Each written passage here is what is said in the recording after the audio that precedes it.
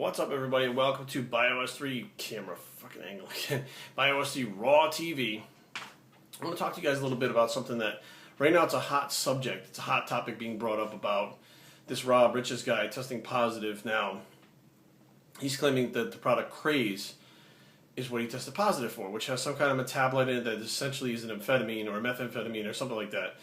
And he's saying, oh, he didn't know it was in there and he accidentally took it, and even though he has a supplement company that he gets free supplements from, and he supposedly has the best, that he's a CEO of or whatever, he went to a store and bought this thing and took it. Now, for a long time, they did something called fairy dusting, and now I think it's just referred to as dusting.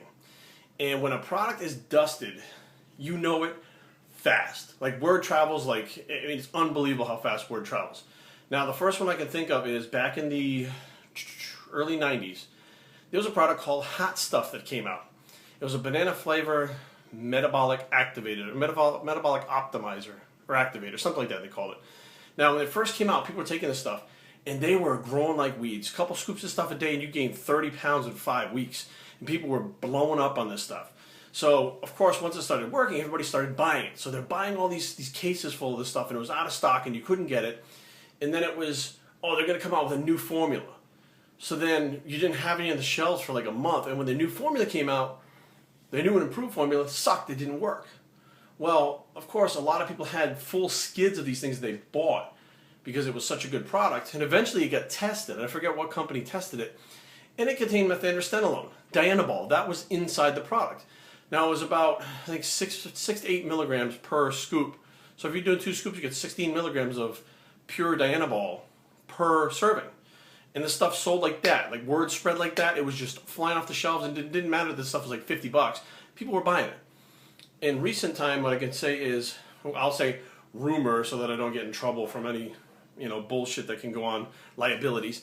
But the original NO Explode, it had been tested and found that it had supposedly Coumadin in it. Coumadin is a blood thinner. Now, if you put this blood thinner in a pre-workout drink, you're going to get a massive pump. Your blood is thinner. I'm not talking about blood thinner like you took an aspirin. I'm talking about this stuff made your blood so thin that technically you should be able to pump more blood into the muscle. But if you got cut on this stuff deep enough, you would absolutely bleed out before you get to the hospital because your blood wouldn't be able to clot. It was too thin. And that's why this stuff was so phenomenal, is it had that Coumadin in it. Fast forward to, let's see, Muscle Tech. Rumor has it, Muscle Tech eventually went on to sell their Nitrotech, which was blowing up. People were using it, they were gaining muscle, and it was getting all this great press, and it was expensive.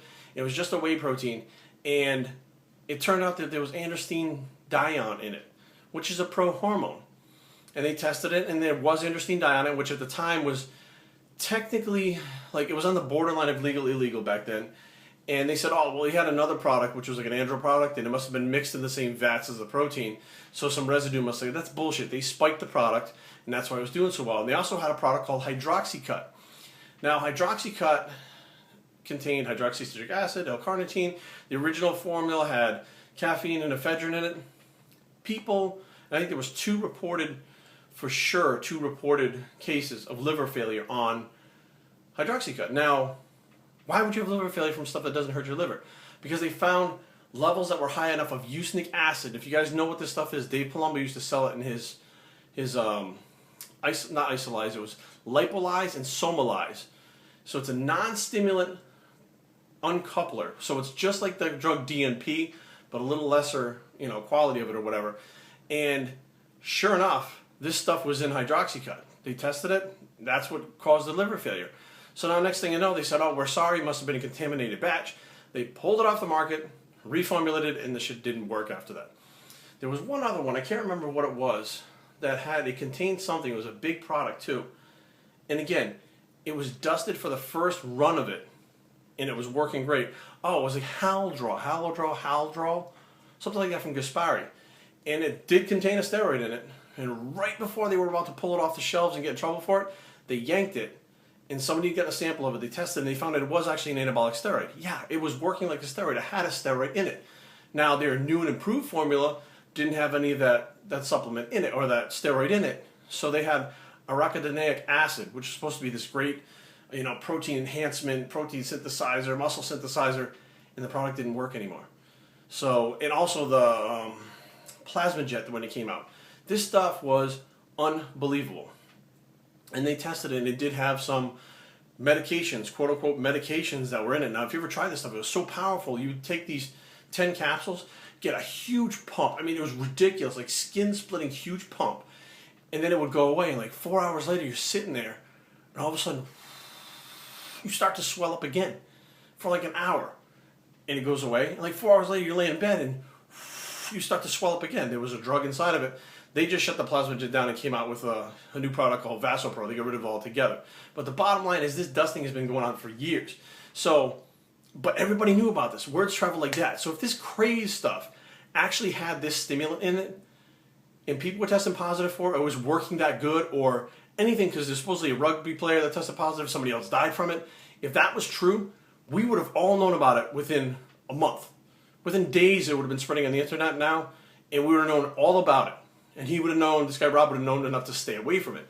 Now we're saying that, I'm hearing, well, Jack 3D tested somebody positive for an amphetamine.